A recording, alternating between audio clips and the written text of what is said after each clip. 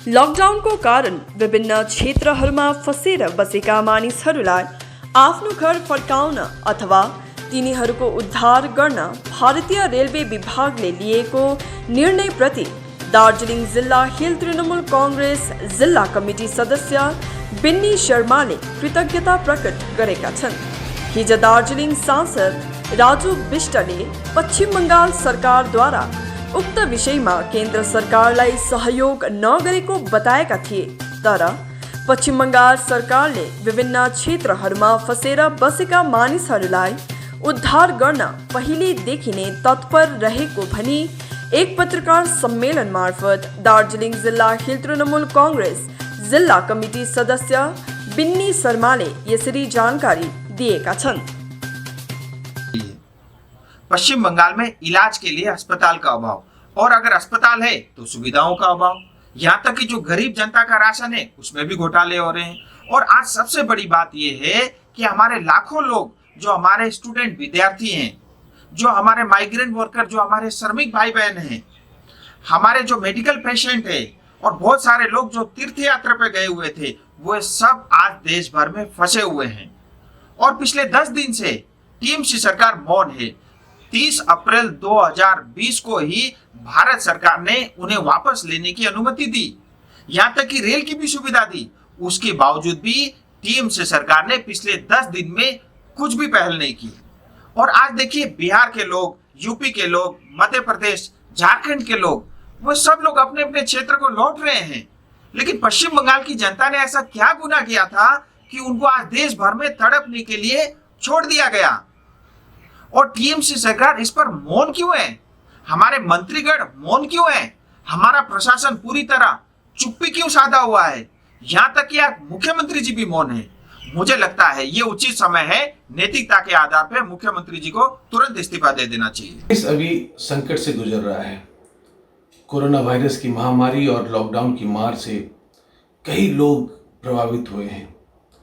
ऐसी स्थिति में मैं सबसे पहले भारतीय रेलवे को धन्यवाद देना चाहता हूं कि अलग अलग राज्यों में फंसे लोगों को उद्धार करके उनको अपने गंतव्य तक, अपने राज्य तक, अपने शहर तक पहुंचाने का जो काम शुरू किया है, मैं उसके लिए भारतीय रेलवे को धन्यवाद देना चाहता हूं। लेकिन दुख की बात यह है कि मैंने थोड़ी देर पहले एक वीडियो देखा। हमारे क्षेत्र के माननीय सांसद श्री राजू विष्ट जी ने एक वीडियो रिलीज़ किया है, जहां उन्होंने आरोप लगाया है कि हमारा राज्य और हमारे राज्य के मुख्यमंत्री जो है, ये जो ट्रेन चल रही है, जो विभिन्न जगह से लोगों को लाया जा रहा है अपने अपने राज्यों में, इस मुहिम में जो है हमारा राज्य जो है केंद्र को मदद नहीं कर रहा है। ये सरासर झूठ है। मैं दावे के साथ बोल सकता हूँ, अगर ये होता तो कल ही एक ट्रेन चली है बैंगलोर से, जो कि एनजीपी आ रही है। रेलवे ने आज ये अनाउंस किया कि कल से ऑनलाइन आप बुकिंग कर सकते हैं, और अगले 2-3 दिन में राजधानी दिल्ली से देश के अलग अलग हिस्से में ट्रेन आ रहे हैं। मैं माननीय सांसद को ये निवेदन करना चाहता हूँ, आप बड़े प्रभावशाली सांसद हैं, आप बड़े निखरे हुए राजनीतिक हैं। आप हफ्ते में 7 दिन होते तो 8 चिट्ठी आप जो है भारत सरकार के दिग्गजों को लिखते हैं।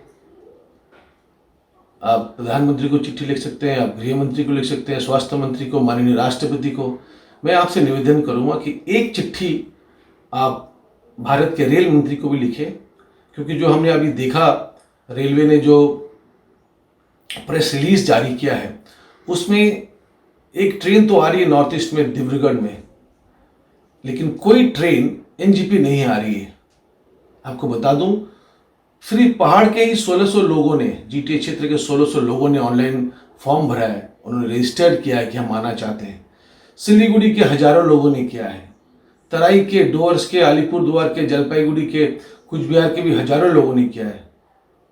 आपसे मेरा अनुरोध है कि आप एक ट्रेन एनजीपी के लिए भी चलाएं।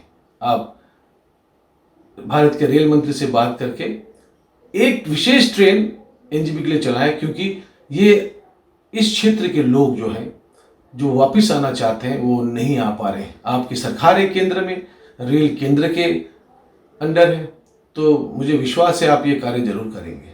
दूसरी बात, अब तो आपने खुद दावा किया, आपने खुद माना है कि देश के अलग अलग हिस्सों में हजारों लोग, विद्यार्थी, कामगार, जो पेशेंट्स हैं वो फंसे हुए हैं, और आपने आरोप लगाया कि राज्य ने कुछ नहीं किया। जब आपको मालूम है कि राज्य ने नहीं कुछ किया है, आप ये दावा कर रहे हैं बार बार, आप इस राज्य की बदनाम कर रहे हैं बार बार, तो आपने क्या किया, मेरा ये सवाल है। आपने कितने लोगों को मदद पहुंचाई, आपने कितने लोगों को उद्धार किया? आपकी तो पूरी केंद्र सरकार है, आपके और बहुत सारे संघ संस्थाएं हैं, बहुत सारे आपके एनजीओज हैं, आपकी अपनी फाउंडेशन भी है, तो उसने क्या क्या किया, हमें ये भी जानकारी जरा करा दें। और तीसरी बात, सबसे मजेदार बात यह है, आप ये दावा कर रहे हैं, आप बार बार बोल रहे हैं कि जो लोग फंसे हैं उनकी आर्थिक स्थिति बहुत खराब है, जो विद्यार्थी फंसे हैं उनकी हालात बहुत नाजुक है, जो पेशेंट पार्टी है उनकी स्थिति और बदतर है। तो जब ये सब कुछ आप जानते हैं कि यहाँ के हजारों लोग बाहर फंसे हैं, तो इस क्षेत्र के लोग को जो वापस आना है, जो ट्रेन दिल्ली से परसों चल रही है अगली 2-4 दिनों में, तो उस ट्रेन में आप पैसा क्यों ले रहे हैं? केंद्र सरकार और रेलवे मंत्रालय पैसा क्यों चार्ज कर रही है? क्या आप जानते हैं ये train, this will be equivalent to Rajdhani, ये गिने चुने स्टेशन में सिर्फ रुकेगी और इसका फेयर राजधानी के तर्ज पे ही होगा।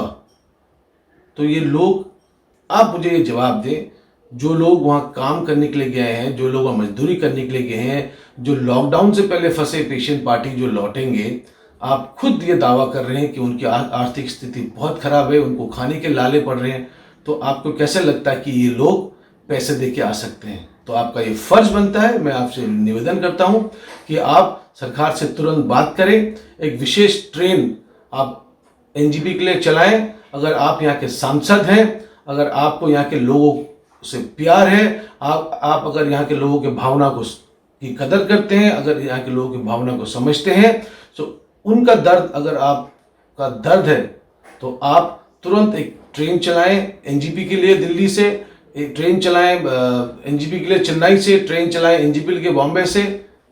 नहीं तो जैसे आपने दावा किया, जैसे आपने मांग की है कि माननीय मुख्यमंत्री को इस्तीफा देना चाहिए, अगर आप यहाँ के सांसद होकर अपने क्षेत्र में ट्रेन नहीं ला सकते हैं, तो मुझे लगता है, मेरा मानना है, आपको पहले इस्तीफा देना चाहिए।